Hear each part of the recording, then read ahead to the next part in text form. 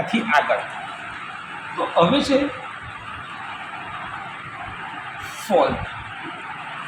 આ ફોલ્ટ જે થશે પાવર સિસ્ટમની અંદરમાં એ ફોલ્ટ તમારા હાથમાં થોડી છે. ફોલ્ટ કોને કહેશો તમે? જેમ કે કાં તો કેબલ તૂટી જાય એટલે કે ઓપન સર્કિટ થઈ ગયું તો શું થઈ ગયું? કરંટ શું થઈ ગયો? ઝીરો.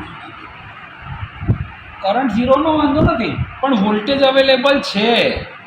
વોલ્ટેજ તો છે ને ઓપન સર્કિટના, એટલે રેટેડ વોલ્ટેજ છે, પણ કરંટ ઝીરો થઈ ગયો. કોના કારણે? કેબલ તૂટી ગયો એના લીધે થયું. કાં તો શોર્ટ સર્કિટ, જેમાં વોલ્ટેજ શું થઈ ગયા? ઝીરો, અને કરંટ ડેન્જરસલી હાઈ, રેટેડ કરંટ. હવે આ શોર્ટ સર્કિટની અંદરમાં ફેઝ ટુ ન્યુટ્રલ બી હોઈ શકે, ફેઝ ટુ ફેઝ બી હોય, ડબલ લાઇન ટુ ગ્રાઉન્ડ બી થાય, કાં તો ત્રણ ફેઝ ગ્રાઉન્ડ જોડે બી શોર્ટ થઈ શકે છે. આટલા જ ટાઈપના ફોલ્ટ હોઈ શકે. બીજું સર હમણાં તો કીધું કન્ટિન્યુઅસ ઓવરલોડિંગ પર ચાલતું હોય તો, એબનોર્મલ પાથ લઈ લીધો કોઈ તો, જેમ કે આ શોર્ટ સર્કિટ થાય, લાઇન ટુ ગ્રાઉન્ડ ફોલ્ટ, તો કરંટને જવાનું કઈ આગળ હતું? આ બાજુની સાઈડ પર લોડ તરફ, એની જગ્યાએ ગયો કઈ? ગ્રાઉન્ડ તરફ. એબનોર્મલ પાથ એટલે ડિઝાયરેબલ પાથ લીધો, પોતાના જવાના રસ્તાની જગ્યાએ ઊંધા રસ્તે જતું. પેલું કેબલમાં બી તૂટી જાય તો એવું જ થયું. કેબલ ધારો કે તૂટી ગયો, અમારો કેબલ છે એ તૂટી ગયો, તો હવે આ એન્ડ ઉપર ને આ એન્ડ ઉપર પોટેન્શિયલનો ડિફરન્સ તો છે જ, પણ કેબલ જ તૂટીને અહીંયા આગળ જમીનને અડકી ગયો, તો અહીં તો એલજી થઈ ગયું ને. આ અહીં તો પાવર ચાલુ હતો, એટલે આપણે શું કરીએ? અહીંથી બ્રેકર ઓપન કરાવી દઈએ છીએ. ક્લિયર? બ્રેકર ઓપન થાય એટલે એની આજુબાજુ બે બાજુ આઇસોલેટર મૂકેલા હોય, એ સ્વિચ બી કાપી નાખીએ છીએ. અને જે બી એ સ્વિચ કાપી એટલે આપણે શું લગાડી દઈએ છીએ? અર્થ સ્વિચ. પછી તમે જ્યારે બી મેન્ટેનન્સ કરવા જશો તમે શું લગાડશો? સૌથી પહેલાં અર્થિંગ રોડ. કેમ? ચેક કરો છો કે ભાઈ ખરેખર રેસિડ્યુઅલ જે પાવર આ લાઇન પર હતો એ ખરેખર ડિસ્ચાર્જ તો થઈ ગયો કે નહીં? ડિસ્ચાર્જ ના થાય તો ઓપરેટરને બી નુકસાન થાય, ઇક્વિપમેન્ટને બી નુકસાન થાય. એવું થવું જોઈએ. ઓકે, આ શોર્ટ સર્કિટ કેવી રીતે થાય? એની મેથડ થઈ જશે. તમે તો બધા વાયર જે લગાડે છે એના પર શું આપેલું છે? ઇન્સ્યુલેશન. તો ઇન્સ્યુલેશન ખરાબ થયું હશે તો શોર્ટ સર્કિટ થાય? યસ ઓર નો? કે બેવનું ઇન્સ્યુલેશન ખરાબ થયું તો જ એ બે કંડક્ટર એકબીજાને અડકશે, બાકી કંડક્ટર એકબીજાને અડકે? યસ ઓર નો? તો ઇન્સ્યુલેશન એના મેથડ ખરાબ થશે. પછી બીજું ફીઝ લાગવાનું, પછી બીજું ઉંમર નહીં જોવાની, એજિંગ, ઘસારો નહીં લાગે. એ તો સૌથી વધારે ઇમ્પોર્ટન્ટ વસ્તુ છે, કેમ કે એના ઉપર મિકેનિકલ સ્ટ્રેસ આવશે. મિકેનિકલ સ્ટ્રેસ તો આવશે ને, લાંબુ થાય, પોળું થાય, આમ તેમ. કેમ કે હીટિંગના લીધે એક્સપાન્ડ થશે, કુલિંગના લીધે કોન્ટ્રેક્ટ થશે, એટલે કન્ટિન્યુઅસલી પોતાના ઉપર સ્ટ્રેસ લેવા કરે છે. એની અસર એ ઇન્સ્યુલેશન પર થાય. ઇન્સ્યુલેશન છે પ્લાસ્ટિકનું, એટલે પીવીસી મટીરિયલ કહો, કાં તો ઇથિલિનનું કહો, કે ગમે તે મટીરિયલ એની ઉપર તમે યુઝ કરતા હોય, તો એ મટીરિયલની ઉપર બી એ સ્ટ્રેસની અસર થશે. હીટિંગ એટલે એ બી પીગળે. વધારે હીટિંગ લાંબો ટાઈમ થયું તો એના ઇન્સ્યુલેશન પર એડવર્સ ઇફેક્ટ થઈ, એટલે આ બેનું ઇન્સ્યુલેશન શું થઈ ગયું? પીગળી ગયું. તો આ બંને શું થઈ ગયા? શોર્ટ. આ બધા કારણો ફોલ્ટના છે. ટ્રાન્સફોર્મરની અંદરમાં વાઇન્ડિંગમાં ઇન્ટરટન ફોલ્ટ, બે વાઇન્ડિંગના છેડા ટન જ એકબીજા જોડે, વચ્ચે પેપર ઇન્સ્યુલેશન મૂકેલું છે પણ એ ખરાબ થઈ ગયું, તો ટર્ન શું થઈ ગઈ એકબીજા જોડે? શોર્ટ. નો ડાઉટ ઇન્સ્યુલેશન ને કુલિંગ માટે ઓઇલ છે, પણ ટર્ન જ શોર્ટ થઈ ગયા તો ઇન્સ્યુલેશન ખરાબ થયું, એના કારણે જ આવું બને છે. ઇન્સ્યુલેશન ઉપર ડાયરેક્ટ અસર કોની થશે? વોલ્ટેજની. વોલ્ટેજના સ્ટ્રેસના કારણે ઇન્સ્યુલેશન બદલાય છે. અને એ વોલ્ટેજના સ્ટ્રેસના કારણે જ કરંટ બદલાય છે, કારણ કે વોલ્ટેજ જે છે એ આપણો મેઇન સોર્સ છે અને કરંટ એના પરનો લોડ છે. વોલ્ટેજના કારણે કરંટ છે, સમજો ઇલેક્ટ્રિકલ સિસ્ટમની આપણે જે વાત કરી રહ્યા છીએ. બીજું સર, એક્સિડેન્ટલી ઓપરેટરે છેડા ઓપન કરી દીધા તો અનઇન્ટેલિજન્ટ વેમાં કંઈક થયું કે ભાઈ આઇસોલેટર કાપી નાખ્યા ભૂલથી, ફોલ્ટ થયો તરત, તો આઇસોલેટરનું શું થશે? બૂમ, ફાટી ગયું આઇસોલેટર, પતી ગયું અને તમારી નોકરી બી ગઈ. સીધું કે કાલથી ના આવશો કે તમને આટલું તો ખબર હોવી જ જોઈએ કે isolator is a off load switch. એને ફોલ્ટ કન્ડિશનમાં ડાયરેક્ટ ઓપન કરાય જ નહીં. એવો કોઈ સિનારીઓ મને કહો કે જેમાં આઇસોલેટર જ ઓપન કરવું જ પડ્યું હોય, એવું કોઈ કારણ? બ્રેકર બંધ ના થાય ને તો તમે શું કરવા જશો ખબર? મેન્યુઅલ ટેસ્ટ લેવા માટે મેન્યુઅલ બ્રેકરને ઓપન કરવા જશો. અને એ નહીં થયું. એ ના થયું તો શું કરવાનું? સામેથી 2 બ્રેકર અમે બંધ કરાવી દીધા, તો બી કરંટ તો લે જ આપણા એન્ડ પર જ. હા, તો એની અંદર અમે એવું બી કહ્યું છે કે ચાલુની અંદર આઇસોલેટર સ્પીડમાં કાપી નાખવાના. કે જો તમે ધીરું રાખો તો પતી ગયું, કેમ કે એના કોન્ટેક્ટ ધીરે ધીરે સેપરેટ થાય. તમે જોજો ત્યાં આગળ વર્ટિકલ હોય કાં તો હોરિઝોન્ટલ. આપણે જનરલી હોરિઝોન્ટલ ટાઈપના હોય છે અને વર્ટિકલ ટાઈપના હોય તો સીધું ઉપર આમ થઈ જાય, અને હોરિઝોન્ટલ હોય તો આમ ખબર આમ છેડા કપાય છે. મોટા ભાગે હોરિઝોન્ટલ. વર્ટિકલ પેન્ટોગ્રાફના બી હોય છે, પણ એ 400 kV, 765 kV, 220 kV એના ઉપર હોય તો એ ખબર આવું સ્ટ્રક્ચર આમ એમ કરીને લાગે. પેન્ટોગ્રાફ આમથી આમ નીચે આવે. જે રેલવેમાં પેન્ટોગ્રાફ છે એવા ટાઈપના આઇસોલેટર છે, એટલે અસ્તિત્વ ધરાવે છે. એ કેસની અંદરમાં તમારે આઇસોલેટર કાપવા પડ્યા. કેમ કે તમારું બ્રેકર જામ થઈ ગયું છે, એની ટ્રિપલ એનર્જાઇઝ નહીં થઈ રહી, રિમોટમાં બી નહીં, મેન્યુઅલમાં બી નહીં. એટલે કે તમે ત્યાં કંટ્રોલિંગ કમાન્ડ આપી દે, પણ કંટ્રોલ કમાન્ડ એક્સેપ્ટ જ નહીં કરતું. તો પણ ધારો કે એને ઓપરેટ કરવામાં કુશળતા ના રાખી, અનઇન્ટેલિજન્ટ વેમાં કરી નાખ્યું તો બૂમ. ફોલ્ટ સોલ્વ કરવા માટે તમે કરી નાખ્યું, પણ નુકસાન તો નુકસાન જ છે ને. એ તો ચાલે જ નહીં, એ તો ખોટી જ પ્રેક્ટિસ કહેવાય. એટલે આ બધા કારણો છે જેના કારણે ફોલ્ટ હોય. તો ફોલ્ટ થવાના કારણો શું? તો જે તમે કીધું એ જ સાહેબ કે ભાઈ આપણે દરેક પર ઇન્સ્યુલેશન તો લગાવેલું છે, પણ ઇન્સ્યુલેશનની ઉપર તાપમાનની અસર થાય. કેમ તાપમાનની અસર? સાહેબ કરંટ કન્ટિન્યુઅસલી કંડક્ટરમાં જાય તો એના લીધે હીટિંગ પ્રોડ્યુસ થાય, એટલે ટેમ્પરેચર બદલાય. ટેમ્પરેચરનો ગ્રેડિયન્ટની અસર એના પર થાય, એટલે એના પર થર્મલ સ્ટ્રેસ આવવાનો જ છે. તો તાપમાનની અસર થાય. ઇન્સ્યુલેશન ટાઈમના આધારે, એટલે કે ટાઈમ કેટલા વર્ષો લગીન છે તો એજિંગ ગયડું બી તો થાય ને યાર. બીજું કે સર કન્ટિન્યુઅસલી વધારે પડતો કરંટ લેવાઈ જાય, કાં તો એના ઉપર લાઇટનિંગ સ્ટ્રાઇક થઈ, વોલ્ટેજનો સર્જ આવ્યો, સ્વિચિંગના લીધે બી બને, કાં તો લાઇટનિંગના લીધે બી. તો એવા કેસમાં ઇન્સ્યુલેશન જે છે એ ખરાબ થાય છે. ઇન્સ્યુલેશન ખરાબ થવાના કારણે પછી નવો પ્રોબ્લેમ થશે, શોર્ટ સર્કિટ. ઇન્સ્યુલેશન પીગળ્યું તો 2 વાયર જોઈન્ટ થયા, તો ફોલ્ટ થવાનું સૌથી મેઇન કારણ શું? Insulation damage. એટલે કોઝિસ ઓફ ફોલ્ટ જે છે ને, થવાનું કારણ, કયા કારણથી આ થયું? તો એક કારણ છે ઇન્સ્યુલેશન ફેલિયર. શું છે? Insulation failure. આ કંઈ તરત ના થાય. તમે જે વિચારતા કે આ ફોલ્ટ નહીં, બહુ ધીરે ધીરે, બહુ જ માઇનર, ઝડપ એની કંઈ બહુ હોય. આ તો ઇન્સ્યુલેશન ફેલિયરની વાત તમે કરી રહ્યા છો પાવર કેબલની અંદરમાં, પણ એવા જ અંડરગ્રાઉન્ડ કેબલ બી તો હોય ને. અને અંડરગ્રાઉન્ડ કેબલ તો શું હોય? 3 ફેઝ એક જ માં છે, અને ત્યાં ઇન્સ્યુલેશન ફેલ થયું તો ડેડ શોર્ટ સર્કિટ. અને 3 ફેઝ બોલ્ટેડ ફોલ્ટ કહેવાય ડેડ શોર્ટ સર્કિટ હોય, જેમાં સૌથી વધારે મેક્સિમમ કરંટ જતો હોય. આપણું કોઈ બી ઇક્વિપમેન્ટ જે છે એ ડિઝાઇન થયેલું હોય આ કરંટના ઉપર. પ્રોટેક્શન જે તમે લગાડશો એ તમે શોર્ટ સર્કિટ, 3 ફેઝ શોર્ટ સર્કિટના રેટિંગ ઉપર લગાડવાનું હોય છે.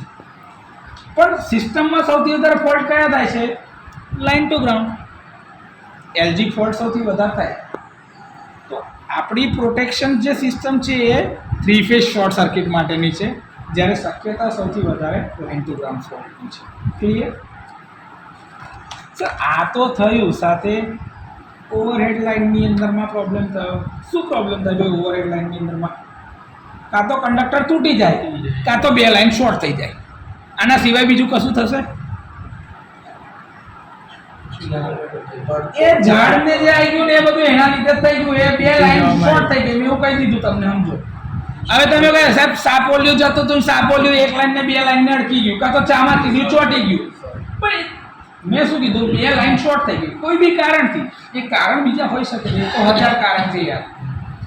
વાંદરું બેઠું છે ટાવર પર અને એની પૂંછડી આ ફેઝ ને અટકી ગઈ તો આપણે ઘણા બધા કેસ આવા જોયેલા છે. એ ડિસ્ટ્રીબ્યુશન સિસ્ટમમાં બી આવા નાના નાના કેસ જોયા કે જે આપણને ખબર હોય. હા, એ બહુ સાચવવું પડે. હા, હજી મજાની વસ્તુ સાહેબ, આપણું જે છે દહેજની અંતે બાજુની સાઈડ પર એનું વાતાવરણ જ કેવું છે? ભેજવાળું, કન્ટામિનેટેડ એર, પોલ્યુશનની અંતે બધું બધા છે. તો એ તમારા કંડક્ટરની ઉપર નહીં જામે, એની આડઅસર નહીં થાય. કોરોનાની જો તો આપણે કોરોના લોસ વિન્ટરમાં ને મોન્સૂનમાં, કેમ કે પોલ્યુટન્ટ્સના લીધે છે. કેસની અંદરમાં વાતાવરણ બી ઇમ્પોર્ટન્ટ છે કે કંડક્ટરની ઉપર અસર કરતા પરિબળમાં આવી છે. કેમ કે આપણી લાઈનો જે છે ઓવરહેડ લાઈનો, એ તો એના પર કોઈ જાતનું ઇન્સ્યુલેશન નથી, ખુલ્લા વાતાવરણમાં જ જાય છે. તો એના પર તો બધાની અસર થાય. આપણે અત્યારે આઈસ લોડિંગ આપણા ત્યાં આગળ નથી, પણ નોર્થની એ બધાની અંદરમાં જ્યાં બરફ પડતો હોય ત્યાં આઈસ લોડિંગ બી ગણાય છે. એની બી અસર થાય છે આની ઉપર તો ભાઈ. એટલે વાતાવરણની જબરજસ્ત અસર થાય છે કોઈ બી વસ્તુને ખરાબ કરવા માટે. હજી એક વસ્તુ છે બસ બાર કંટ્રોલ પેનલની અંદરમાં પ્રોબ્લેમ થયો. શું થાય? કંટ્રોલ પેનલમાં સૌથી વધારે શું ઘૂસી જાય છે? ગરોળી, સાપ, ઉંદેડા, સાહુડી. જોઈ સાહુડી ચોટી જાય, બહુ ખતરનાક. એ જીવ સૌથી ગંદો જીવ છે એવું લાગે મને. કેમ ખબર? કે એને હટાવી કેવી રીતે? અને એ જબરજસ્ત ચોંટી જાય અને સ્મેલ જે આવે છે ને પછી બહુ. એટલે મેં તો આ લાઈવ કેસ જોયેલો છે એટલા માટે તમને કહું છું કે કેબલ ટ્રેન્ચમાંથી ઘૂસી ગઈ અને પછી નીચેથી આવીને બસ બારમાં ચોંટી ગઈ. બોલ, કારણ કે કેબલ ટ્રેન્ચ તો હવે યાર્ડમાંથી જ આવવાની. યાર્ડમાંથી કેબલ તમારે એસએસમાં કંટ્રોલ પેનલ કંટ્રોલ રૂમ લગીને લાવવાના જ છે. અહીંથી ઘૂસી ગયેલી હતી અંદર. નહીં જગ્યા નહીં, સબસ્ટેશન લાઇટલી લોડેડ હોય, પણ ફ્યુચર એક્સપાન્શનને લઈને ટ્રેન્ચ તો આપણે હંમેશા મોટી જ બનાવીએ. ટ્રેન્ચ આપણે હંમેશા મોટી જ બનાવીએ, પણ હજી એસએસ નવું છે હમણાં, હજી એની ઉપર કન્ઝ્યુમર ઓછા છે, લાઇટલી લોડેડ કન્ડિશન છે. તો કેબલ નાખવા માટેની જગ્યાઓ તો રાખેલી જ હોય. આપણે સ્પેર પેનલ બી હોય. આ કેસની અંદરમાં કે કદાચ બને કે ભાઈ પેલી પહેલાં જતી જ હોય પણ સ્પેર પેનલમાં જતી હોય કે જ્યાં કોઈ જાતનો પાવર નહીં, તો એ પાર્ટી મજા કરતા હોય પણ ભૂલથી રસ્તો ભૂલી ગયા. This happens. કંટ્રોલ રૂમની અંદરમાં જે આ વાયર જતા હોય તો બસ બારની અંદરમાં બી આ ફોલ્ટ એ કરી શકે છે. કંટ્રોલ પેનલ કેબલ તો કાતરી જ નાખે. ઇન્ડસ્ટ્રીયલ એરિયાની અંદરમાં સૌથી વધારે પ્રોબ્લેમ જે છે ને સાવડીના છે કે જે કેબલ આખા કાતરી જ નાખે, તો ફાડી નાખે. નવા તો દેખાય જ નહીં. એ તો અમારા મોટા અમારા એનટીપીસીમાં છે ને બધાથી વધારે નુકસાન કરે. તમે કારણો જો કે ભાઈ કયા કારણે ફોલ્ટ થશે, પણ આ ફોલ્ટ થાય પછી એની અસર શું થશે? તો એની ઇફેક્ટ્સ આવે. એની શું આવે? અસર, જેને આપણે કહીએ ઇફેક્ટ્સ. ઇફેક્ટમાં શું થશે? ઓપન સર્કિટ થઈ ગયું તો કરંટ 0 થઈ ગયો, સાહેબ કરંટ એકદમ ઘટી ગયો. અને શોર્ટ સર્કિટ થયું કરંટ એકદમ વધી ગયો, સૌથી મોટા. હવે બીજું, જ્યારે ફોલ્ટ થશે એટલે તમે ભાઈ કીધેલું શું થાય? કોન્ટેક્ટ, લૂઝ કોન્ટેક્ટ હોય તો શું થાય? સ્પાર્કિંગ થાય. એટલે કે આર્ક પ્રોડ્યુસ થશે. આર્કિંગના લીધે ઇન્સ્યુલેશનની ઉપર ડેમેજ થશે. વધારે મોટો સ્ટ્રોક છે તો આગ લાગવાની શક્યતા છે. ખબર? શોર્ટ સર્કિટની અંદર આગ લાગે. કેવી રીતે લાગે? ચમતે એકદમ હીટિંગ ધીરે ધીરે નહીં, હવે તમને જ્યારે સ્પાર્કિંગ તો એની આજુબાજુ ધારો કે વાતાવરણ એવું છે ભેજવાળું, મોઇશ્ચરવાળા. આ એસીના વાતાવરણમાં કેમ થાય કે વાતાવરણ ઠંડુ છે, મોઇશ્ચરવાળું, તો એ આજુબાજુની હવાનું આયનીકરણ થાય. એ આયનીકરણના કારણે છે ને એ એરિયા મોટો થતો જાય અને એના લીધે ફેલાતું જાય અને એના લીધે સ્પાર્કિંગ પછી શું થાય, એને હવા બી મળતી જાય, આગમાં બને. પછી એ સ્પાર્ક જે છે એ ફાયરમાં કન્વર્ટ થાય. તાત્કાલિકના ફાયર બની જાય. કાં તો નાનું નાનું નાનું તણખો જ થતો હોય, સ્પાર્કિંગ જ ચાલતું હોય, પણ પછી એનું વાતાવરણ આજુબાજુ મળે ને હવા મળે, ઓક્સિજન મળે ને એટલે રાજા થઈ જાય. પછી એ સ્પાર્ક જે છે એ ફાયરમાં કન્વર્ટ થાય અને પછી આગ લાગે. શોર્ટ સર્કિટના લીધે, એટલે દરેક કેસમાં આગ ના લાગે, પણ શોર્ટ સર્કિટના લીધે આગ લાગી જ શકે છે. એ જોખમ આમાં રહેલું છે. હવે બહુ જબરજસ્ત કરંટ વહેતો હોય તો વોલ્ટેજ તો 0 જ છે, પણ કરંટ ડેન્જરસ નહીં થાય. એ કેસમાં શું થશે? જે બી ઇક્વિપમેન્ટમાંથી જતો હશે એને હીટિંગ કરી નાખશે, એનું ઇન્સ્યુલેશન ખરાબ કરી નાખશે, એની કોઇલ બી બાળી નાખશે, એપરેટસને પરમનન્ટ ડેમેજ બી કરી શકે. અને જો ભૂલથી લીકેજ થતું હશે એના બોડી પર તો ઓપરેટરને બી કરંટ લાગી શકે છે. આપણી એક કોમન પ્રેક્ટિસ છે, આપણે કેવી રીતે અળકવાનું, કોઈ બી લાઈવ વાયર છે કે ક્લોઝ લાઈવ નથી એવું ચેક કરવા આપણે વાયરના વચ્ચે તો ઊંધા કેમ મુઠ્ઠી વાળી શકાય. બહુ સાધારણ વસ્તુ છે આ, પણ આ ભૂલી જાઓ તમે પકડાઈ જાય. એટલા માટે હંમેશા આ પ્રેક્ટિસ છે કે આમ ઊંધા હાથે જ અડકી જોઈએ. વાયરને છે ને આમ ભલે તમે ઇન્સ્યુલેશનથી પકડ્યો ને તો બી તમે એકવાર ઇન્સ્યુલેશન પર બી આમ ઊંધું મારો છો. કેમ? એ ઇન્સ્યુલેશન પર બી લીકેજ તો નહીં ને, કેમ કે એમ તો આપણે ડાયરેક્ટ પકડીએ બી ને, કેમ કે એવા મોટા પાવરના વાયર હોય તો ના જ અડકાય. 415 પરથી જો લીકેજ લાગે ને તો એ આપણને મસ્ત ફીલ થઈ જાય કે હા આવ્યું ભાઈ. અમુક લોકો સહી કરી બી શકે, અમુક લોકો એમાંય પતી જાય. એટલે બહુ ધ્યાન રાખવાનું છે આ એક અસર. બીજું, લાઇનના વોલ્ટેજમાં જો ઘટાડો થાય તો હવે આ લાઇનમાંથી જે કરંટ જતો તો યુટિલિટી એટલે કે મોટર પાસે, તો હવે ધારો કે વોલ્ટેજ ઓછા થયા તો મોટર શું કરશે? Motor is a constant power device. Motor શું છે? Constant power. એનો વોલ્ટેજ જો ઓછો થાય ને તો એ કરંટ શું કરે? વધારે ખેંચે. વોલ્ટેજ ઓછો થાય ને તો એ કરંટ વધારે ખેંચે, કેમ કે પાવર તો બેલેન્સ જ રાખવાનો છે, કોન્સ્ટન્ટ. તો એ કરંટ વધારે ખેંચે. વધારે કરંટ ખેંચવાના કારણે મોટરના ઇન્સ્યુલેશન પર અસર થાય કે ના થાય? હવે પાછા જેમ જેમ કરંટ વધે એટલે પાછો વોલ્ટેજ ઓછો થાય.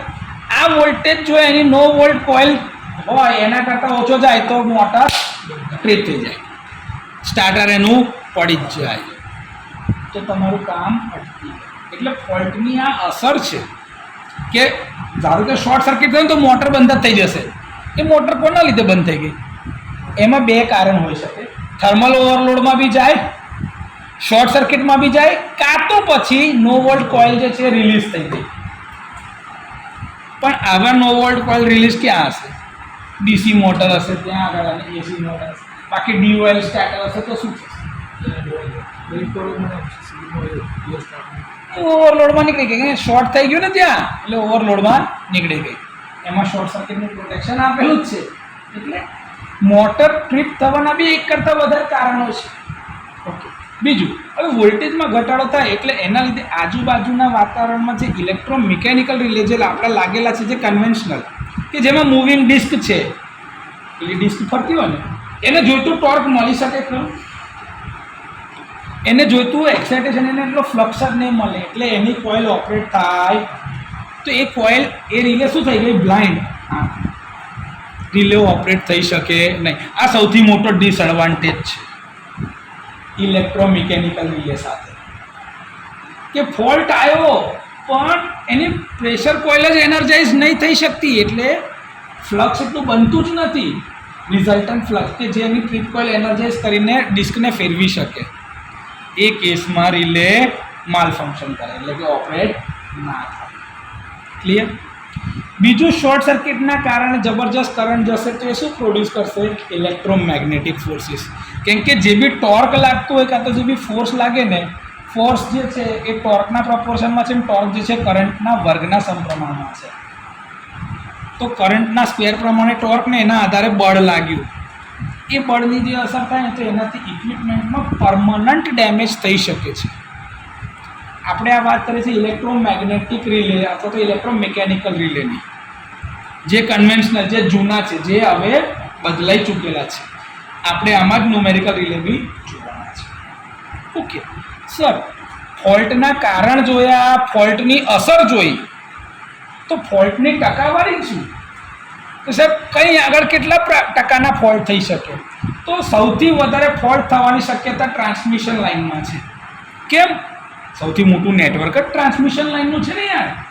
ટ્રાન્સમિશન લાઇન એક તો ખુલ્લા વાતાવરણમાં ચાલે છે, ફીડર બી એવા જ છે, એટલે ટ્રાન્સમિશન લાઇનને ફીડર બંને એકમાં જ લઈ શકાય. એટલે ડિસ્ટ્રીબ્યુશન નેટવર્ક હોય તો ફીડર અને ટ્રાન્સમિશન નેટવર્ક હોય તો ટ્રાન્સમિશન લાઇન. તો જે ટોટલ 100 ફોલ્ટ થતા હશે ને એમાંથી 50 ફોલ્ટ આમાં જ થાય. 50 ફોલ્ટ શેમાં થશે? ટ્રાન્સમિશન લાઇન અથવા તો ફીડર, ડિસ્ટ્રીબ્યુશન ફીડર કાં તો ટ્રાન્સમિશન લાઇનમાં. ઓકે, 50% ફોલ્ટ એમાં થઈ ગયા. તો બાકીના 50%માં હજી ભાઈ એનાથી મોટું નેટવર્ક છે અંડરગ્રાઉન્ડ કેબલ. કેબલમાં ફોલ્ટ થવાની શક્યતા કેટલી છે? 10%. એટલે દર 10 ફોલ્ટ અંડરગ્રાઉન્ડ કેબલમાં થતા. એના સિવાય બ્રેકર લાગેલા છે, વેવ ટ્રેપ લાગેલા છે, આઇસોલેટર છે, અર્થ સ્વિચ છે, પીઆરવીને આપણે ટ્રાન્સફોર્મરમાં જ ગણીશું. તો આ 3-4 બહુ મોટી લાઇટનિંગ એરેસ્ટર, આવા મોટા સાધનો બીજા લાગેલા છે. એમાં ફોલ્ટ થવાની શક્યતા કેટલી? તો કે બીજી 15%. કોની અંદરમાં આ ફોલ્ટ થાય? તો કે ભાઈ સ્વિચ ગિયર્સ જે લાગેલા છે એની અંદરમાં, જે સાધનો લાગેલા છે. પછી ભાઈ હાર્ડ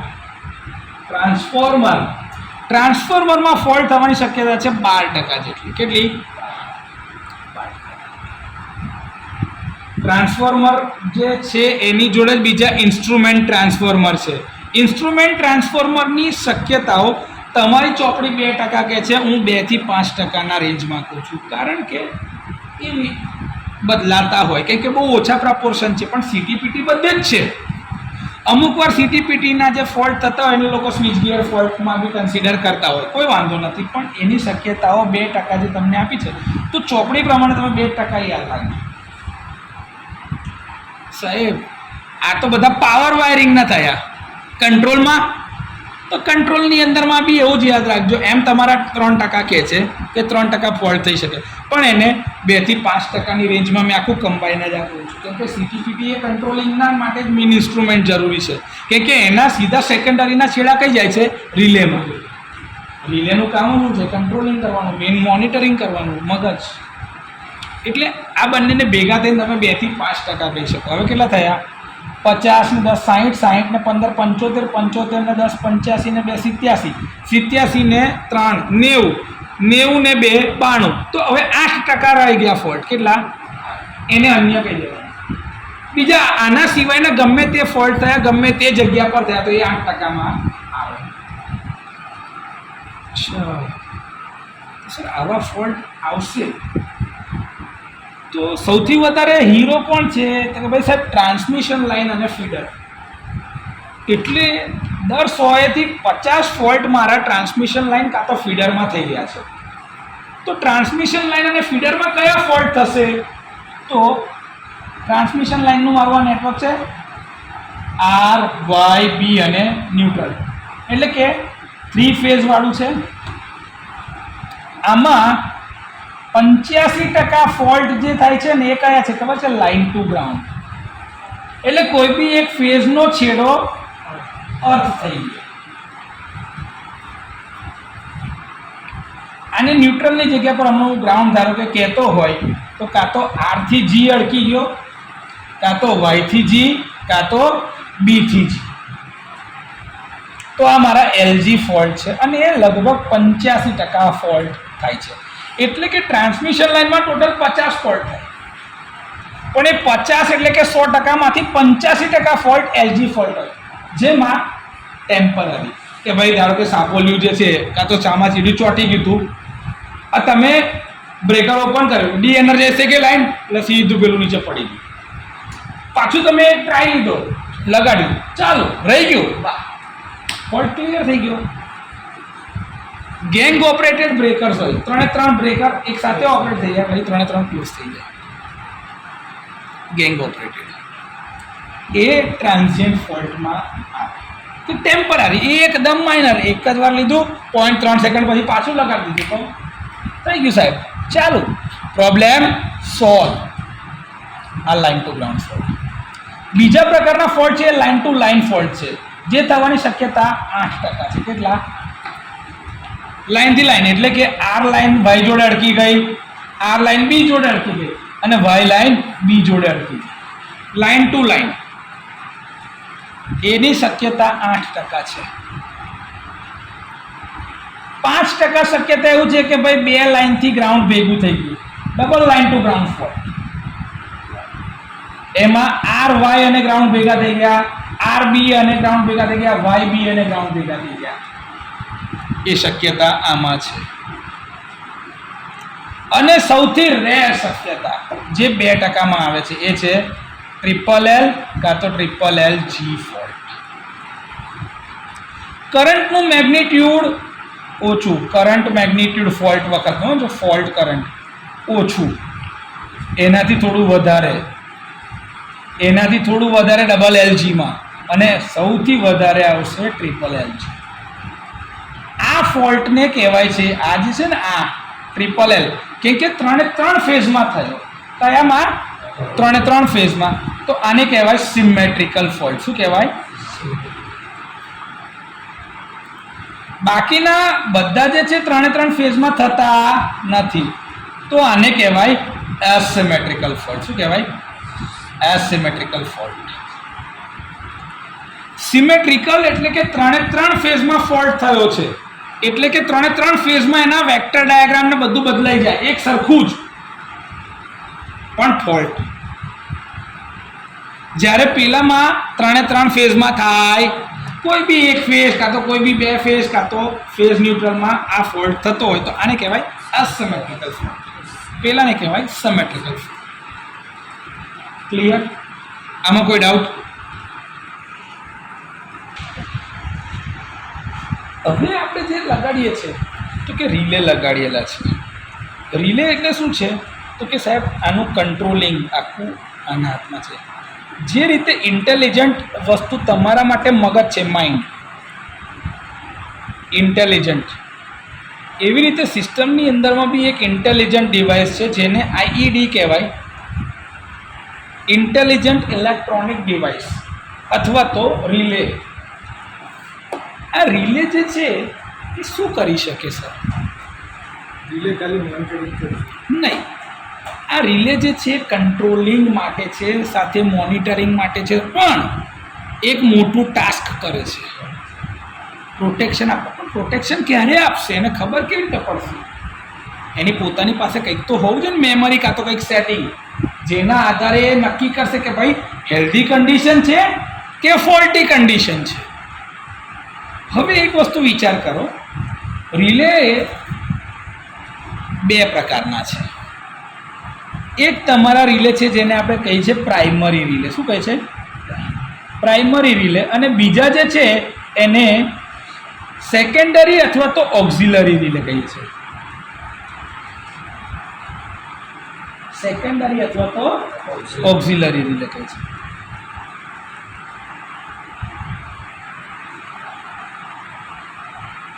આ બધા જે રિલે છે ઓક્ઝિલરી રિલે, એ તમારું મેઇન કામ કરવાવાળા છે.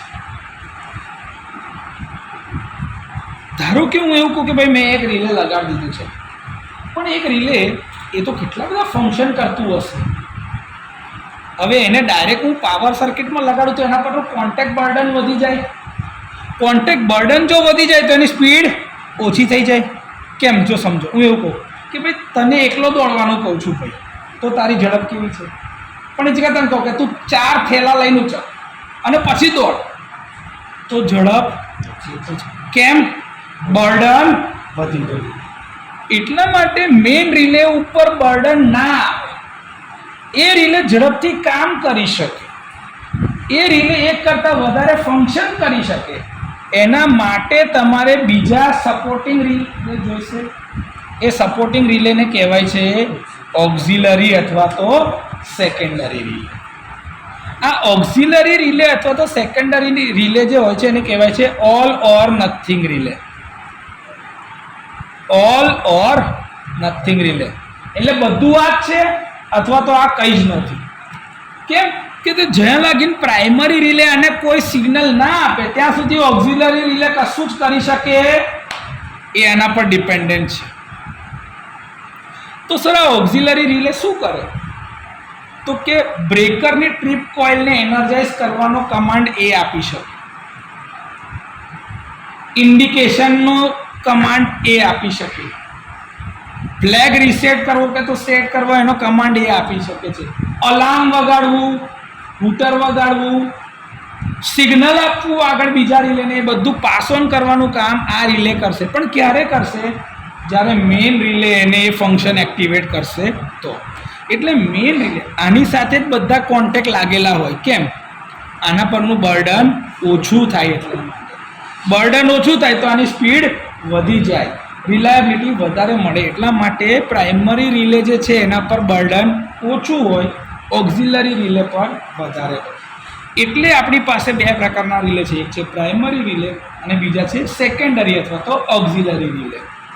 ક્લિયર? બધા ફંક્શન આ જ રિલે કરે છે ઓક્ઝિલરી, પણ ક્યારે કરશે? જ્યારે મેઇન રિલે એને કમાન્ડ આપશે તો.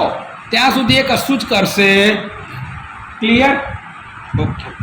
તો સર હવે ધારો કે મારી પાસે આવા રિલે છે જે પ્રાઇમરી ફંક્શન માટે બી વપરાય, એટલે કે પ્રોટેક્શન માટે વપરાય છે.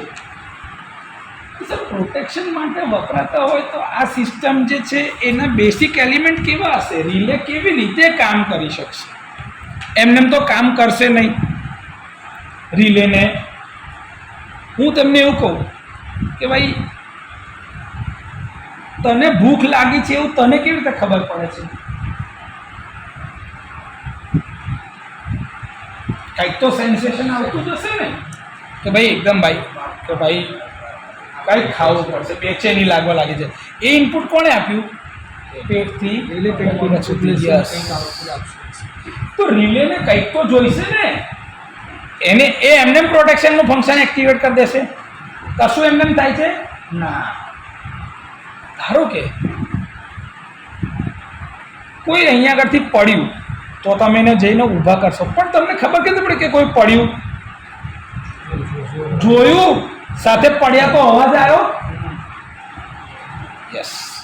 તો રિલેને કામ કરવા માટે એટલે કે એના જે પ્રોટેક્ટિવ સિસ્ટમના બેસિક એલિમેન્ટ છે ને, બેસિક એલિમેન્ટ્સ એ હંમેશા આંખ અને કાનથી જ શરૂઆત થશે. એટલે કે એને ખબર પડવી જોઈએ. અને રિલેના આંખ અને કાન કોણ છે? રિલેની અંદરમાં સેકન્ડરી સાઈડ પરથી જે છેડા આવવાના છે એ ઇન્સ્ટ્રુમેન્ટ ટ્રાન્સફોર્મરમાંથી આવે છે, એટલે કે સીટી અને પીટી. તો એની આંખ અને કાન કોણ છે? સીટી પીટી. આ સીટી પીટી જે છે એ તમારા સેન્સિંગ એલિમેન્ટ કહેવાય. શું કહેવાય? કેમ સેન્સિંગ એલિમેન્ટ? કારણ કે સાહેબ આપણા મેઇન બે જ વસ્તુ છે, એક છે કરંટ અને એક છે વોલ્ટેજ. તો સીટી એટલે કરંટ ટ્રાન્સફોર્મર અને પીટી એટલે પોટેન્શિયલ અથવા તો વોલ્ટેજ ટ્રાન્સફોર્મર. તો આ બે જ વસ્તુ મારે ઇમ્પોર્ટન્ટ છે ને, એના આધારે તો બધું થવાનું છે. તો આ મારા શું થયા? Sensing element. એને ખબર પડી છે આંખ અને કાન. ઓકે. હવે સેન્સિંગ એલિમેન્ટે સેન્સ કર્યું તો દરેક વખતે કઈ ભાઈ બંને બાજુ ફોલ્ટ હશે ના. ઓપન સર્કિટનો ફોલ્ટ થયો. ઓપન સર્કિટ મતલબ કરંટ 0, એટલે સીટીની સેકન્ડરીમાં શું આવી ગયું? 0 એમ્પિયર.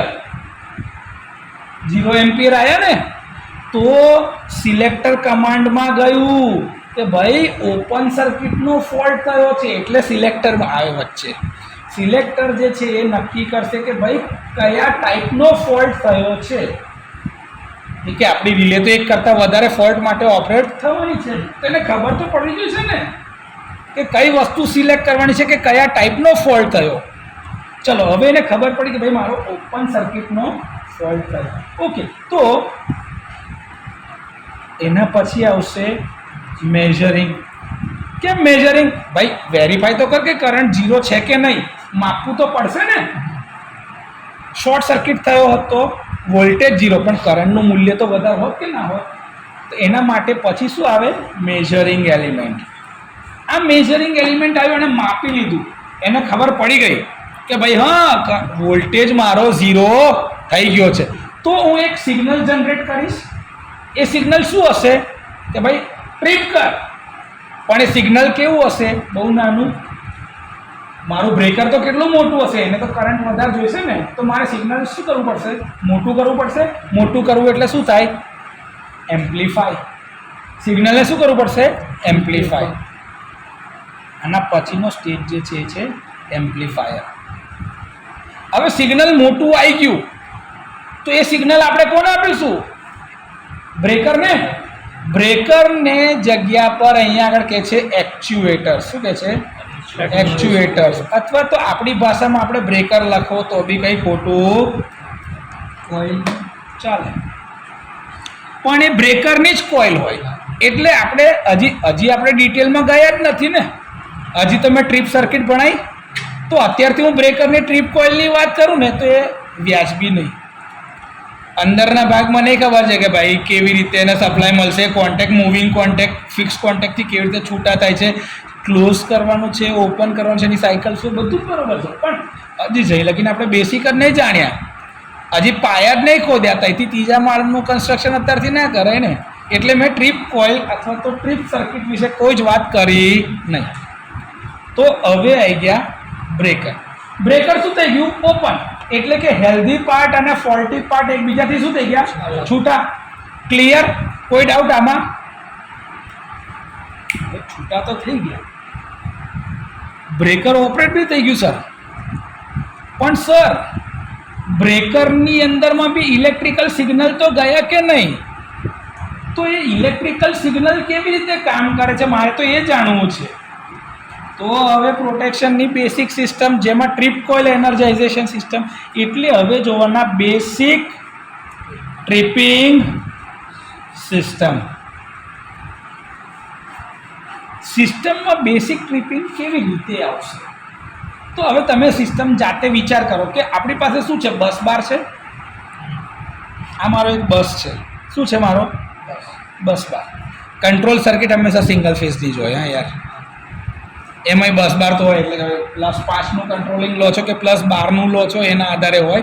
એટલે એની અંદર એટલે આપણામાં 230 અને ડીસીથી હશે તો પોઝિટિવ નેગેટિવ. ક્લિયર? આ અંદાજો છે જ દરેકને? ઓકે. તો આ બસ બાર લેવાય મારથી અત્યારે? ચાલો, બસ બાર જોડે હું સૌથી પહેલાં શું લગાડીશ? આઇસોલેટર હમણાં નથી મૂકતો, કેમ કે બેસિક વ્યવસ્થા કહું છું. નહીં તો શું થશે? ડાયાગ્રામ ખાલી મોટો થશે. એટલે હું ડાયરેક્ટ શું મૂકું છું? બ્રેકર. શું મૂકું છું? બ્રેકરનો કોન્ટેક્ટ હમણાં મારો શું છે? ક્લોઝ છે. ઓકે.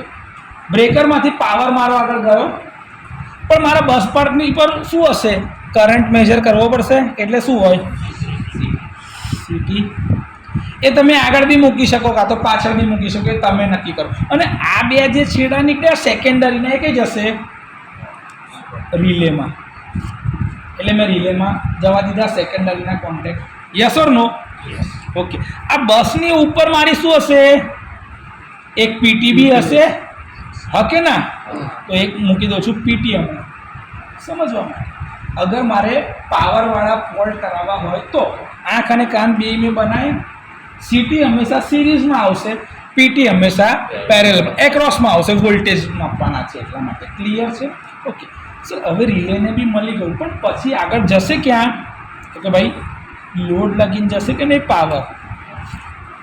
ઓકે. પણ હવે સર એવું થયું કે આ લાઇન ટુ ગ્રાઉન્ડનો ફોલ્ટ થયો. અહીંયા લાઇન ટુ ગ્રાઉન્ડનો ફોલ્ટ થયો. હવે જેવો ફોલ્ટ થશે તો સિટીના એક ટર્મિનલમાંથી કરંટ જઈ રહ્યો છે, પણ અહીંયા લોડ એન્ડ સુધી પહોંચતો એ ખબર એને. એટલે એ શું કરશે? સિગ્નલ આપશે રિલેની કોઇલને. એટલે રિલેની કોઇલ શું કરશે? એનર્જાઇઝ થઈ. એને તો સપ્લાય મળ્યો ને. જેવી રિલેની કોઇલ એનર્જાઇઝ થઈ એટલે એણે શું કર્યું? એને પેલું પ્લન્જર જે છે ને એને પુશ કર્યું, કાં તો ઓક્ઝિલરી રિલેને કમાન્ડ આપ્યો. કોને કમાન્ડ આપ્યો? Auxiliary relay. જેવું ઓક્ઝિલરી રિલેને કમાન્ડ આપ્યો તો આમાં બે પ્રકારની વ્યવસ્થા હોય, કાં તો આકર્ષણ લગાડી શકો કાં તો અપાકર્ષણ. તમારે જે લગાડવું હોય એ લગાડી શકાય. તો કાં તો પ્લન્જરને ખેંચી લો તો કોન્ટેક્ટ ક્લોઝ થાય, કાં તો પ્લન્જરને રિલીઝ કરી દો તો કોન્ટેક્ટ ક્લોઝ થાય. બે પ્રકારની વ્યવસ્થા સિસ્ટમમાં છે. જનરલ કેસમાં આપણે હંમેશા મૂવિંગ આયન સિસ્ટમ અથવા તો એટ્રેક્ટેડ આર્મેચર ટાઈપની રિલે હોય તો જેમાં આપણે શું કરીએ છીએ, એટ્રેક્શન, આકર્ષણ. એટલે જેવી રિલેની કોઇલ એનર્જાઇઝ થાય એ પ્લન્જરને શું કરશે, ખેંચશે. હવે જેવું પ્લન્જર આવ્યું તો પ્લન્જર શું થઈ ગયું, ત્યાં આગળ સર્કિટને ક્લોઝ કરી ગયું. આ જેવો કોન્ટેક્ટ ક્લોઝ થયો રિલેના લીધે બ્રેકરની ટ્રીપ કોઇલ એનર્જાઇઝ થઈ, કોન્ટેક્ટ શું થઈ ગયો મારો, ક્લોઝ. એટલે બ્રેકરની જે ટ્રીપ કોઇલને સપ્લાય પહેલાં નહોતો મળતો નેગેટિવ, હવે પોઝિટિવ નેગેટિવ બંને મળવા લાગ્યા. કાં તો એનર્જાઇઝ ડીસી સપ્લાયની જગ્યા પર એસી પર બી કરો, પણ એસી પર જ્યારે કરતા હોઈએ તો ચેટરિંગનો સૌથી મોટો ઇસ્યુ આવે, કોન્ટેક્ટ મેકિંગ બ્રેકિંગ ચેટર. એવું ના થાય એટલા માટે તમે ડીસીથી એક્સાઇટ કરો છો બ્રેકરની ટ્રીપ કોઇલને. ડીસી એક્સાઇટેશન મળી ગયું. ડીસી જેવું ડીસી મળ્યું એને પોઝિટિવ એટલે એને શું કર્યું, પછી પ્લન્જર ખેંચી લીધું. જેવું બ્રેકરનો કોન્ટેક્ટ ખેંચી લીધો એટલે જે આ નોર્મલી ક્લોઝ કોન્ટેક્ટ હતો એ શું થઈ ગયો, ઓપન. અને પાવર જે અહીંયા આગળથી જતો હતો એ શું થઈ ગયો, ડિસ્કનેક્ટ. એટલે કે ફોલ્ટી પાર્ટ અને હેલ્ધી પાર્ટ એકબીજાથી છૂટા થઈ ગયા. જેવું બ્રેકર ઓપરેટ થયું એવું તરત જ બે બાજુના આઇસોલેટર ઓપન થઈ જાય. આઇસોલેટર ઓપન થાય પછી અર્થ સ્વિચ ક્લોઝ થઈ જાય. એટલે કે રેસિડ્યુઅલ પાવર જે કંઈ બી રહી ગયો તો લાઇનનો કંઈ જતો રહ્યો સીધો જ અર્થમાં. ક્લિયર? તો આ થઈ ગઈ મારી બેસિક ટ્રિપિંગ સિસ્ટમ. વ્યવસ્થા આવી હોય કે કોન્ટેક્ટ આવી રીતે આવે. ઓકે સર, તમે કહો છો આ રિલે લગાડીએ, પણ રિલે લગાડીએ તો ખરા, પણ રિલે લાવવા કઈથી? રિલેની કેરેક્ટરિસ્ટિક શું, કેવું રિલે લેવાય, કયું રિલે લેવાય? રિલે 2 લાખનું આવે, રિલે 20 લાખનું આવે, પણ 2 લાખના રિલેમાં એક જ ફંક્શન છે, 20 લાખના રિલેમાં 100 ફંક્શન છે. સમજો, 2 લાખનું જે રિલે છે એમાં એક જ ફંક્શન છે, એક ફંક્શન. બીજું રિલે જે છે 20 લાખનું છે જેમાં 100 ફંક્શન છે. તો તમે કયું રિલે પસંદ કરશો? 20 લાખ વાળું. કેમ? 100 ફંક્શન છે સાહેબ, એટલે આમાં પર ફંક્શન ખર્ચો કેટલો? 2 લાખ. પણ આમાં પર ફંક્શન ખર્ચો કેટલો? 20,000. 100 વડે ભાગો ને, 20,000 જેટલો ફરક થયો. તો એક ફંક્શન પર 20,000 અને એક ફંક્શન પર 2 લાખ. તો એક ફંક્શનના કોઈ 2 લાખ આપે તો સારું કહેવાય કે એક ફંક્શનના 20,000માં પતી જતું એ સારું કહેવાય? પ્રોટેક્શનની ફિલોસોફી એવું કહે છે કે જ્યારે મારે કોઈ સાધનને પ્રોટેક્ટ કરવું હોય તો રિલેનો પર ફંક્શન કોસ્ટ એ જે ઇક્વિપમેન્ટનું પ્રોટેક્શન થતું હોય એના 15%થી વધારે ના હોવું જોઈએ. એટલે સાહેબ, ધારો કે મારું 5 કરોડનું ટ્રાન્સફોર્મર છે, કેટલું? 5 કરોડનું. તો એના 15% પ્રમાણે 75 લાખથી વધારનું પ્રોટેક્શન મારે એને આપી શકાય નહીં. સીધો હિસાબ છે યાર. મૂર્ખા કોઈ કે જો 10 રૂપિયાની સ્વિચને બચાવવામાં એની આજુબાજુમાં 20 રૂપિયાની એમસીબી, એટલી સસ્તી નહીં આવતી, પણ ખાલી સમજવા માટે કહું છું આપણે કે 10 રૂપિયાની સ્વિચ બચાવો, 20 રૂપિયાની એમસીબી લખાવું, તો કેટલું ઇન્ટેલિજન્ટ કહેવાય. બહાર નીકળીને 2 જણ એવો જ કે બે જબરો મૂર્ખો છે, 10 રૂપિયાની સ્વિચ બચાવવા તો 20 રૂપિયાની એમસીબી લગાવે. એવું ના કરાય. એટલા માટે પ્રોટેક્શનની અંદરમાં આ વસ્તુ કીધું છે કે ભાઈ ઇક્વિપમેન્ટની ટોટલ કોસ્ટના 15% પ્રોટેક્શન પાછળ ખર્ચાય. પણ એક રિલે જે છે એ 20 લાખની બી લેવાય, પણ જો એ ફંક્શન જે કોસ્ટ થતો હોય ને એ 15% કરતાં ઓછો થવાનો હોય તો એટલો ખર્ચો તમે કરી શકો. તો 75 લાખની રિલે તમે લઈ શકો 5 કરોડનું ટ્રાન્સફોર્મર બચાવવું હોય. ક્લિયર? કોઈ ડાઉટ અહીં લગીને? ઓકે સર, તો આ બધી વ્યવસ્થામાં મારે તો આ જોવું પડે કે રિલે કેવા હોવો જોઈએ. એક તો પહેલાં તો કે સસ્તા રિલે, બહુ મોંઘા ના હોવા જોઈએ, કેમ કે આપણે પૈસા જોવાના ને, એટલે પર ફંક્શનનો કોસ્ટ જોવાય એમાં. હા, સસ્તાનો મતલબ કહું છું પર ફંક્શનનો કોસ્ટ એ ઓછો હોવો જોઈએ. પર ફંક્શનનો કોસ્ટ ઓછો તો મને ફાયદો છે, પણ પર ફંક્શનનો કોસ્ટ વધારે તો મને નુકસાન છે. એટલે મારે રિલે એવી રીતે સસ્તા. બીજું સાહેબ, રિલે ઉપર ભરોસો કરાય? રિલાયબલ જોઈએ સાહેબ, એકદમ વ્યવસ્થિત, કે ફોલ્ટ આવશે તો રિલે ઓપરેટ થશે જ, ચોક્કસ જોઈએ કે નહીં.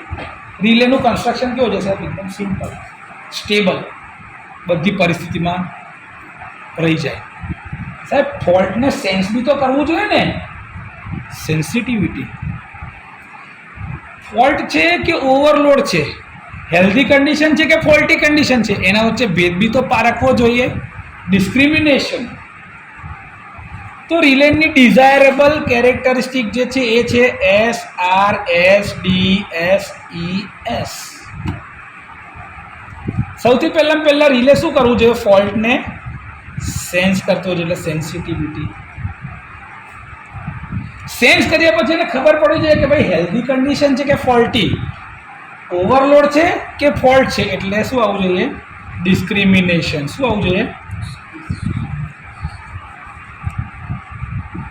સ્ટેબલ હોવી જોઈએ, સ્ટેબિલિટી અથવા તો સિમ્પ્લિસિટી, એટલે કે રિલેનું કન્સ્ટ્રક્શન સિમ્પલ હોવું જોઈએ. રિલાયબિલિટી એટલે કે ભાઈ સાહેબ ચોક્કસ, રિલાયબિલિટી, દરેક પરિસ્થિતિમાં રિલે ચોક્કસ ઓપરેટ થશે ને થશે જ. પછી સિક્યોરિટી. અત્યારના કેસમાં જે ડિજિટલ રિલે આવી ગયા છે, પાસવર્ડ પ્રોટેક્ટેડ, ખબર આપણી રિલે જે હોય ને એની અંદરમાં પાસવર્ડ નાખો તો જ તમને એના સેટિંગ બદલવા દે, બાકી સેટિંગ ચેન્જ કરવા દે નહીં. સિક્યોરિટી એ ના લાગવું હોય તો તમે અહીંયા આગળમાં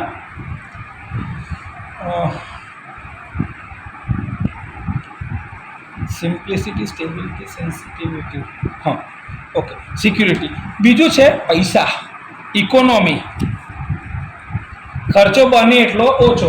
અને બીજું સાહેબ ફોલ્ટ આવે તરત જ એને ક્લિયર કરવાનો છે, એટલે શું જોઈશે? ઝડપ, સ્પીડ.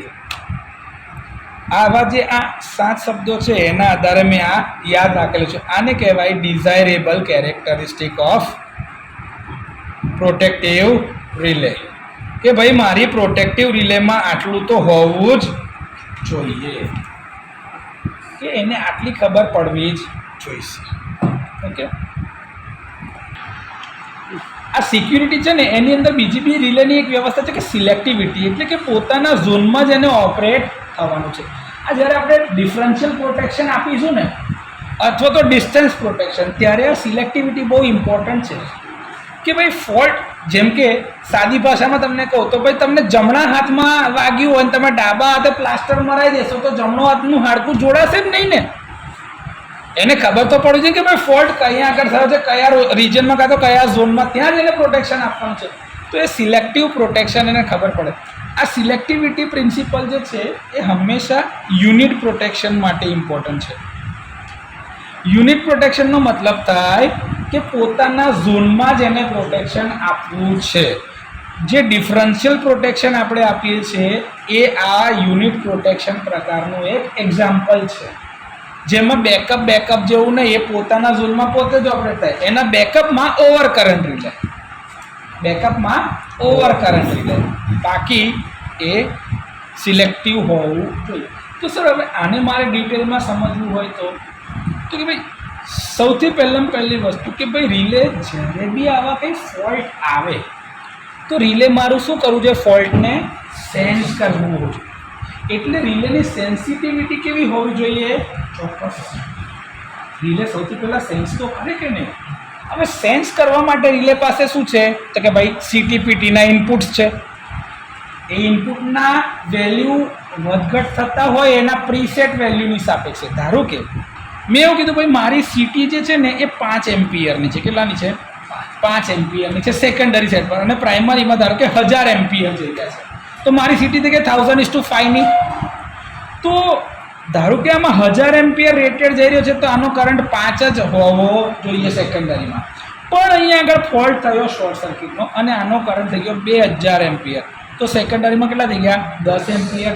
તો 10 એમ્પિયર 5 કરતાં વધારે છે તો રિલેને શું ખબર પડી? ફોલ્ટ કંઈક આવ્યું. તો એ સૌથી પહેલાં સેન્સ કરશે. સેન્સ કરીને જોશે કે ભાઈ કેટલા ગણો કરંટ છે, કેટલા ટાઈમ માટે આવ્યો છે. ડ્યુરેશન બી જોશે, એનાથી કેટલું હીટિંગ થાય છે, સિસ્ટમને શું નુકસાન થાય. કેમ કે આ જો 10 એમ્પિયર એટલે સીધા 2000 એમ્પિયર, સામે સાહેબ 1000 એમ્પિયર વધારે ગયા. 1000 એમ્પિયર એટલે એટલી તો કેપેસિટી નથી, કંડક્ટરને નુકસાન જબરજસ્ત થઈ જશે. તો ત્યાં રિલે તરત જ સેન્સ કરતું હોવું જોઈએ.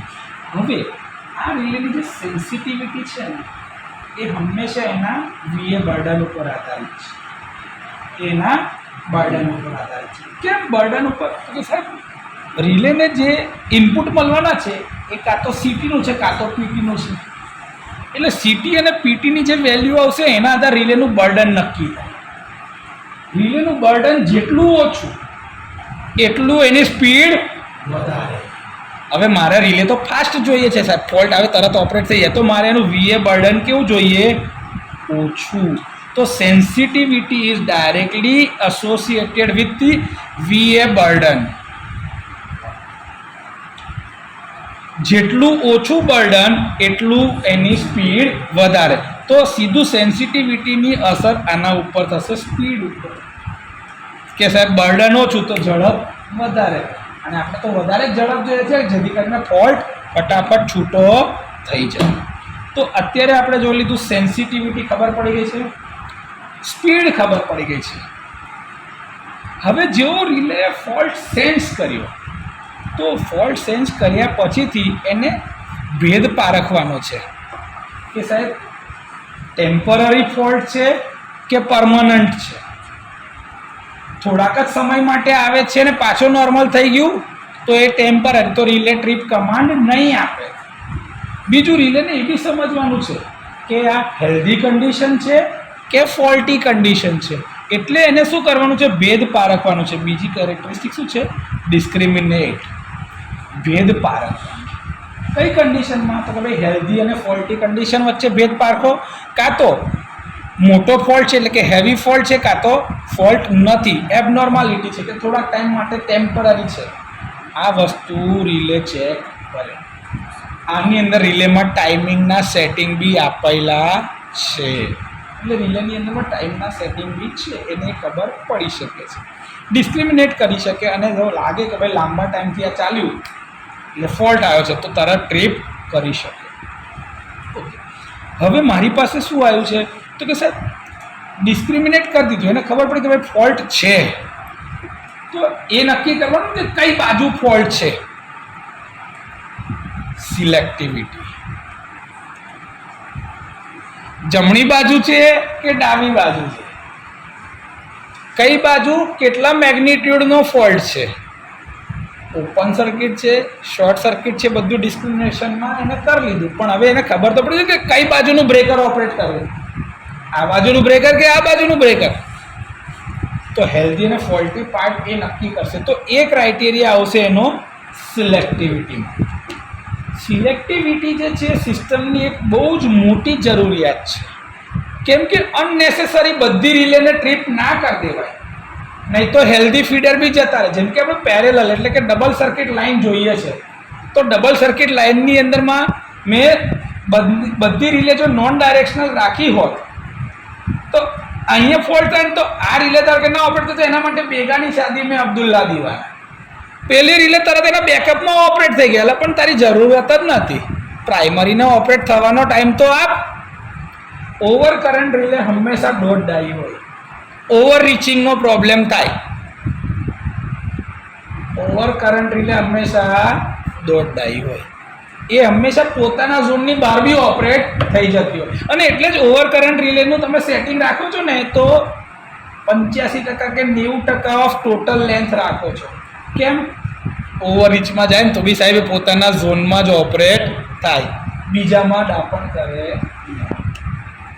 આ કારણ ધ્યાન પર લેવાય છે.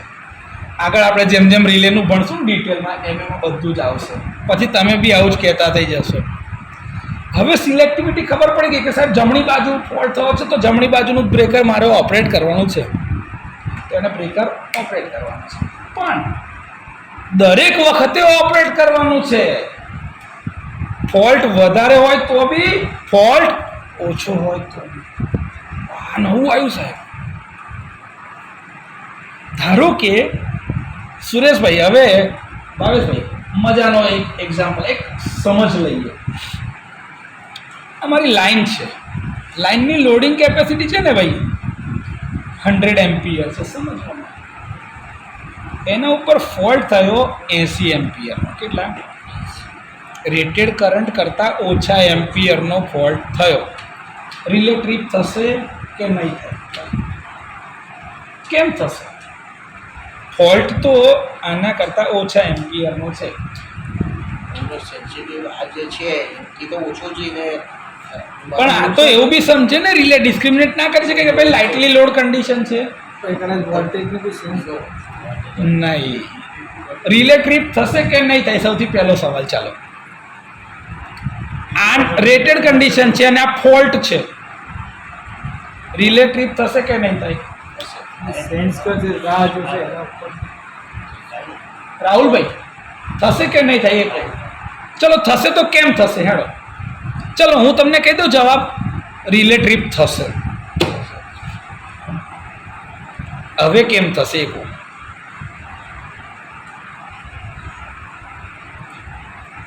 કે જે વોલ્ટેજ તો AMP કોઈ નો છે. બી પ્રકારનો હોય ને સાહેબ. શોર્ટ સર્કિટ 80 એમ્પિયર લે, શોર્ટ સર્કિટ જ થઈ જાય. હા. શોર્ટ સર્કિટ થાય તો બીજું બીજું વોલ્ટેજને બેસી નહીં, શોર્ટ સર્કિટ થયું છે પણ એનું મેગ્નિટ્યુડ 80 એમ્પિયર જ છે. વોલ્ટેજ ડાઉન થઈ જાય. વોલ્ટેજ ડાઉન થઈ જ ગયો કેમ કે આ ફોલ્ટ છે. સેન્સ કરી લેશે. એટલે રિલે તરત ડિસ્ક્રિમિનેટ શું કરશે? પહેલા તો કે ભાઈ વોલ્ટેજનો ઇનપુટ જ નહીં આવ્યું, વોલ્ટેજ 0 થઈ ગયા, શોર્ટ થઈ ગયા. એટલે એને ખબર પડશે કે આ લાઇટલી લોડ કન્ડિશન નથી, આ ફોલ્ટ છે. સમજો. બીજું કારણ, હવે જેવો ફોલ્ટ થાય ને એટલે એના સિક્વન્સ નેટવર્ક કમ્પોનન્ટ બને. Positive sequence network, negative sequence network અને ઝીરો સિક્વન્સ નેટવર્ક. જેમાં નેગેટિવ સિક્વન્સનું જે મેગ્નિટ્યુડ હોય ને એ હંમેશા પેલા પોઝિટિવ કરતાં ઊંધી દિશામાં જાય એટલે સ્ટ્રેસ આવે અને એનાથી જે હીટિંગ પ્રોડ્યુસ થાય ને એ નોર્મલ હીટિંગ કરતાં 5 થી 6 ગણું હીટિંગ વધારે થાય. તાત્કાલિક રિલેને ખબર પડે કે ભાઈ આ ફોલ્ટી કન્ડિશન છે, ધીસ ઇઝ નોટ ડિઝાયરેબલ, અને રિલે તરત ટ્રીપ કમાન્ડ આપશે જ આપશે. આ બે વસ્તુ ચેક થઈ ગઈ એમાં. એટલે ભલે 80 એમ્પિયર રેટેડ કરંટ કરતાં ઓછા મેગ્નિટ્યુડનો ફોલ્ટ, પણ રિલે ટ્રીપ થાય ને. આને કહેવાય એની રિલાયબિલિટી, કે આવા પરિસ્થિતિમાં બી રિલેને ઓપરેટ થવાનું જ છે. જો દરેક કેસમાં આ રિલે ઓપરેટ થાય તો રિલે રિલાયેબલ છે એવું કહેવાય. હવે રિલાયેબલ બનાવી હોય તો મારે એની ડિઝાઇન કેવી જોઈએ સાહેબ? એકદમ મજબૂત, ગમે તે પરિસ્થિતિમાં એના પાર્ટ સાહેબ રિપ્લેસમેન્ટને જે કરે તો મળતા હોવા જોઈએ. ચોક્કસ રિલેના ચોક્કસ ભાગ પસંદ કરવાના જેમાં કોરોઝન ને તે બધાની અસર ના થાય, રિલે તમારી સ્ટેબલ રહી શકે ગમે તે પરિસ્થિતિની અંદર.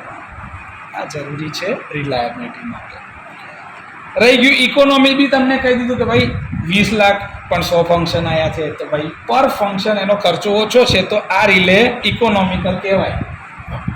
20 લાખ છે સાહેબ, આ 2 લાખ જ હતા ભાઈ, પણ આ એક જ ફંક્શન કરે છે. પેલું 20 લાખમાં 100 ફંક્શન કરે છે તો પર ફંક્શન આનો ખર્ચો છે 20,000 રૂપિયા, તો આ ઇકોનોમિકલ કહેવાય. ક્લિયર? મેં તમને અગાઉ બી કહી દીધું કે ભાઈ 15% કરતાં વધારે એની પાછળ ખર્ચો કરી શકાય નહીં. ક્લિયર છે? આમાં હવે કોઈ ડાઉટ? ડિજિટલ રિલે હોય ને તો આ સિલેક્ટિવિટીની સાથે બીજો એક એસ છે, સિક્યુરિટી, પાસવર્ડ પ્રોટેક્શન. એના અલ્ગોરિધમ કાં તો એની મેમરીમાં કોઈ ચેડા કરી શકાય નહીં. એના સેટિંગ બદલવા માટે તમારે પાસવર્ડ એને આપવો જ પડે, અને ઓથોરાઇઝડ માણસ જ એ પાસવર્ડ નાખે. ગમે તે માણસે પાસવર્ડ નાખે જ નહીં. એટલા માટે સિક્યુરિટી જરૂરી છે. ક્લિયર? તો તમે જ્યારે બી રિલે પસંદ કરો તો તમારે આટલા 7 મુદ્દા જોવાના છે. 7ની અંદરમાં SRSDSES મેં આવી રીતે યાદ રાખું છું. પહેલો એસ એટલે સેન્સ કરવાનો, સેન્સિટિવિટી આવી ગઈ.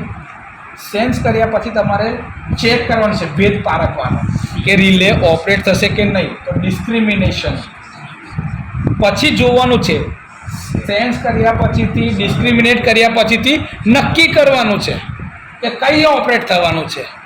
સિલેક્ટિવિટી કે ભાઈ મારે કઈ બાજુ ઓપરેટ થવાનું છે, દરેક કેસમાં ઓપરેટ થવાનું છે, એટલે રિલાયબિલિટી. SRSD પતી ગયા. હવે આવ્યું S નો મતલબ થાય સ્ટેબિલિટી.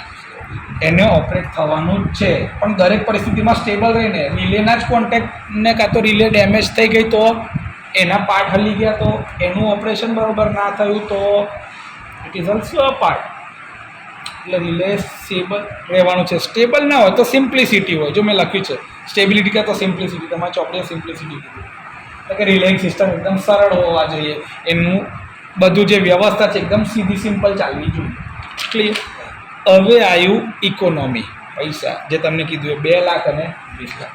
અને S ઝડપથી ફોલ્ટ ક્લિયર થવા એટલે સ્પીડ.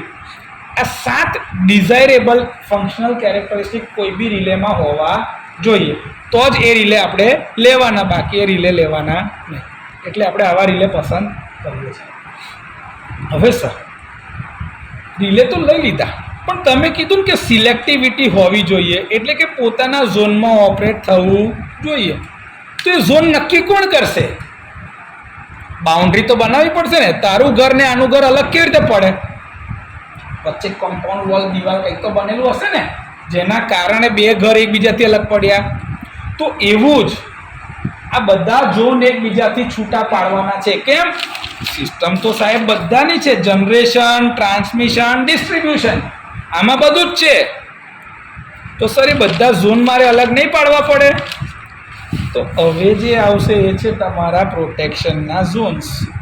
પ્રોટેક્શન ઝોન, તો એને કહેવાય ઝોન્સ ઓફ પ્રોટેક્શન.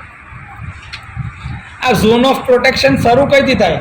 તો સૌથી પહેલાં હીરોથી, જનરેટર. જનરેટર આવે પછી શું આવે?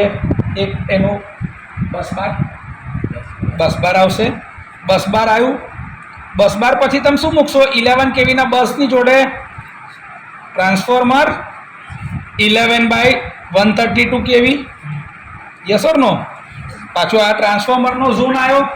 ટ્રાન્સફોર્મર પછી પાછું બસબાર આવ્યું 132 નો. હજી સ્ટેપ અપ કરવું છે સાહેબ, તો પાછું એક ટ્રાન્સફોર્મરનો ઝોન આવ્યો જે 132 થી 220 અથવા તો 400 કિલોવોટ થઈ ગયું.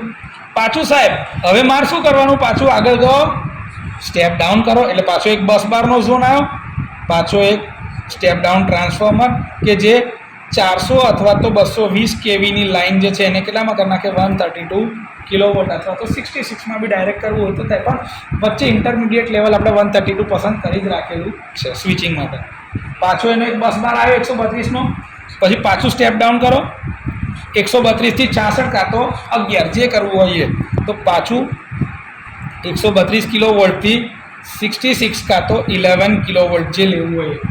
જનરલી 66 વચ્ચે હોય જ છે, ત્યાંથી જ આપણે લઈ લઈએ યાર 11 અલગ. અહીંથી આ થઈ ગયું 66 કિલોવોલ્ટ બાય 11 કિલોવોલ્ટ, એટલે ટ્રાન્સફોર્મરનું પાછું એક બીજો એક બસ આવી ગયો 11 kVનો. ત્યાંથી પાછું ડિસ્ટ્રીબ્યુશન ટ્રાન્સફોર્મર રાજા 11 કિલોવોલ્ટથી 0.415 કિલોવોલ્ટ, એટલે કે 415 વોલ્ટ 3 ફેઝ જાય કે નહીં. અને એના પછીથી ડિસ્ટ્રીબ્યુશન યુટિલિટીઝ, એટલે આવશે આ લોડ. આ બધામાં તમને બાઉન્ડ્રી જે છે, તમે એવું કહો સાહેબ બસ બાર છે ને, બસ બાર બાઉન્ડ્રી નથી, બસ બારને બી પ્રોટેક્શન આપવાનું. બાઉન્ડ્રી કેવી રીતે નક્કી થાય? તો કે સાહેબ દિવાલથી, કમ્પાઉન્ડ વોલ બની રહી છે દરેકની, રો હાઉસમાં હોય ને એક પછી એક બધાની. કમ્પાઉન્ડ વોલ જે છે ને એ તમારી બાઉન્ડ્રી. એ બાઉન્ડ્રી કેવી રીતે નક્કી થાય? તો કે સાહેબ અહીંથી લઈને અહીં સુધી જે એની 2 બાજુ હોવા જોઈએ. આઇસોલેટર છે ને સાહેબ, તો ભાઈ આઇસોલેટર જનરેટરની પેલી બાજુ કઈથી લાવીશ? હોય એટલે તમારા ત્યાં આગળ બધા જે ઝોન છે ને એની બાઉન્ડ્રી નક્કી કરે છે સિટી. કેમ કે બધા ઝોનમાં એક કોમન પ્રોટેક્શન આવે છે, જે છે ઓવર કરંટ પ્રોટેક્શન આવે છે કે નહીં?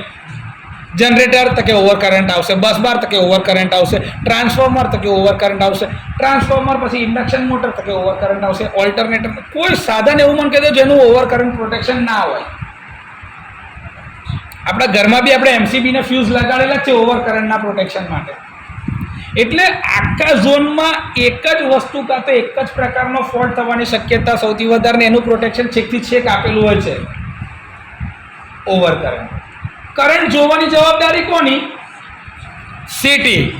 એટલે સિટી જે છે એની પોઝિશનના આધારે નક્કી થાય બાઉન્ડ્રી કોની? ઝોનની. તો જનરેટરનો ઝોન કઈ લગીન? તો કે ભાઈ આ બસ બાર લગીનનો ઝોન જે છે આ જનરેટરનો, આને કહેવાય જનરેટર પ્રોટેક્શન ઝોન. આ જનરેટર પ્રોટેક્શન ઝોનમાં અહીંથી ઉપરથી લઈને આ ટ્રાન્સફોર્મરના આ બાજુના છેડા લગીન જાય આ કહેવાય તમારો બસ બારનો ઝોન. બસ બારના આ ઝોનથી લઈને ટ્રાન્સફોર્મરના આ બસ લગીન જે આવે આને કહેવાય ટ્રાન્સફોર્મર પ્રોટેક્શન ઝોન. જો લખેલું છે જો દેખાય આ જનરેટર પ્રોટેક્શન ઝોન આવ્યો બસ લગીન, આ તમારો બસ બારનું પ્રોટેક્શન ઝોન અહીંથી આજો આવ્યું. આ બસ બારનું પ્રોટેક્શન ઝોન બસ છે high voltage. Transformer protection zone જો અહીંયા ઉપરથી નીચે લગીને આવ્યું. ટ્રાન્સફોર્મર પછી પાછો એક બસ બારનો પ્રોટેક્શન ઝોન જો દેખાય છે આ ચકેડું. બસ બાર પછી પાછું તમારું એક સ્ટેપ અપ ટ્રાન્સફોર્મર આવે એટલે ટ્રાન્સફોર્મર પ્રોટેક્શન ઝોન, પાછો બસ બાર પ્રોટેક્શન ઝોન, પાછો ટ્રાન્સફોર્મર પ્રોટેક્શન ઝોન. આ તમારું કન્ટિન્યુઅસલી આવશે કઈ લગીન છે? લોડ સુધી. અને દરેક વખતે શું આપેલું હશે? બે બાજુની સાઈડ પર સિટી. સિટીના આધારે એનું પ્રોટેક્શન આપેલું છે. એટલે કોઈ બી બાઉન્ડ્રી નક્કી થશે પ્રોટેક્શન ઝોનની એ હંમેશા સિટીથી નક્કી થશે. ક્લિયર? સર સિટીથી મેં પ્રોટેક્શન તો આપ્યું પણ આ બધા પ્રોટેક્શનના ઝોન સાહેબ એકબીજાની ઉપર કેમ આવરી લીધેલા છે?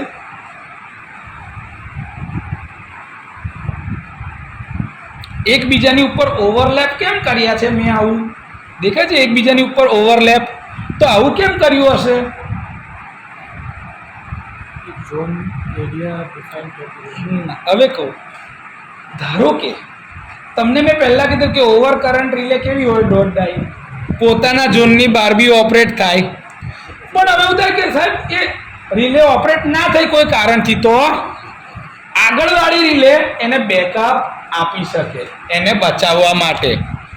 જો આ તમે ઓવરલેપ ના કર્યા હોય તો કોઈ ભાગમાં એની પ્રોટેક્શનની રિલે ઓપરેટ ના થઈ તો ત્યાં બ્લાઇન્ડ સ્પોટ બને. રિલે શું થઈ જશે? આંધળી.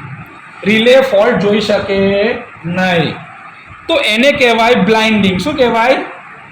બ્લાઇન્ડિંગ. અથવા તો રિલે સેન્સિટિવિટી ઇસ્યુ.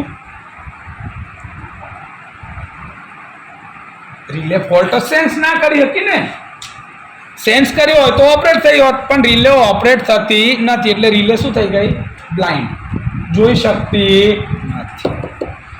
અને એટલે જ ઓવર કરંટ રિલે જે સાદી બનેલી હોય છે ને, એટલે મેં પહેલાં કીધું કે એ ડોટ ડાઈ છે, એ પોતાના ઝોનની બહાર બી ઓપરેટ થશે. બેગાની સાદી મેં અબ્દુલ્લા દીવાની.